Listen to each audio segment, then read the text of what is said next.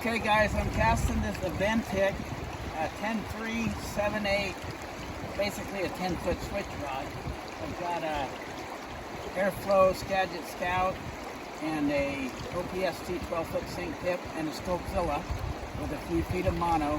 And I've been doing some touch and go casts, and it's a little bit of a long, for this short of a rod, I like usually a shorter head.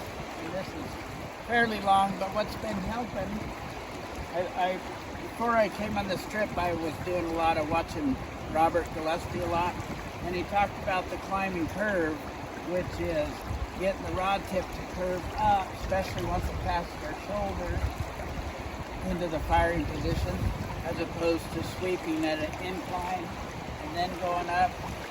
He talked about climbing curve, and what that is the left hand, which is the fulcrum here, goes up and curves as it's coming into the casting position. So where with this hand here, it's important that we, after the lift, that we rotate it around and come up. So it's just like you're getting ready to hit somebody in the pie with a face. So the rod tip travels in a climbing curve into the firing position. So when my casting bit, when I try to do it left-hand single spey with this particular outfit, I have to pay really close attention to that my hands are going like this into the firing position, and that I'm not pushing the rod tip down. So it's like coming up and firing, coming up into the climbing curve and casting. So when I cast, if I'm struggling, I'll make sure with this particular outfit that I'm doing the climbing curve with my top hand, and I'm pushing around with my bottom hand around the fulcrum. And then I like, if I really get messed up, I like to watch my D-loop and figure out what it's doing. And if I do that, I hit a tree. Take two. So if I do that, and do it all right, I'm going to lift and cast. Now this rod is great for little streams, short shooting heads, and with this OPS, or with this Airflow Skagit Scout, just a nice medium length line for it.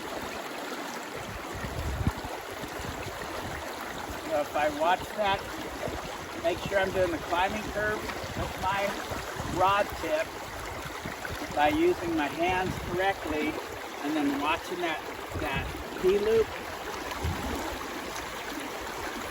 So I want to make sure I'm curving up and drifting up to keep the bottom leg of the D-loop on the water.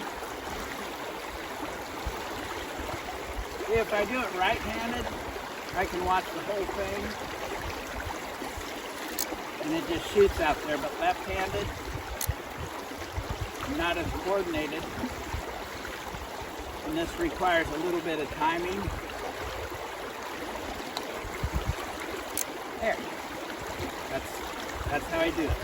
Climbing curve, watch that D-loop, make sure the bottom's going up, bottom leg. What I have a tendency to do when I am doing it left-handed is I have a tendency to do too much speed, too much of a climbing curve, and really sliding my fly across the water. Left-handed, I can watch it a lot better. Cast it. Right-handed, a little more of a chore to get the timing right. There, that's not too bad.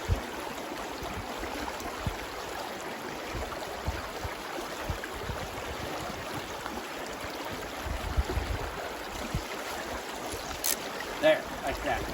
The main thing I did there is make sure I lift, rotate, come up with my top hand, marrying the top hand and the bottom hand together so the bottom hand pushes out into the firing position and then fire. And if I do it that way, I'm sure to go all the way around into the firing position and not stop here and cast it too sidearm. I want to make sure I'm casting with my rod tip. I want it to be up and down. I don't want it to be too sideways. So try that next time you're struggling with a hard to time Skagit outfit that you're doing a touch and go casting.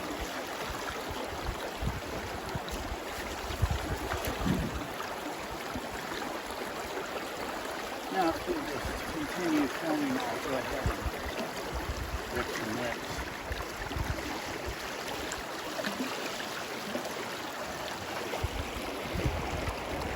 Another thing that might help you, that helps me sometimes to simplify everything, is after the lift, when I'm sweeping, to kind of lay that rod tip across this way. So we lift, and then we lay our rod tip across, and when we sweep, we push out and around with the bottom hand, and we rotate and come up with the top. So it's real easy for me to lift, lay my rod tip down, and cast just like that. It's like after the sweep, I go like that. Bottom hand goes, pushes across, top hand goes up, and then I cast with the rod tip up and down. So, looks like this. Lift. It's just a real simple formula. Lay the rod tip down and then push the bottom around and across, and the rod tip does a climbing curve, and out it goes. Okay, so watch my hands. Watch my top hand is just going to rotate and go up. Lift. Okay, it's my bottom hand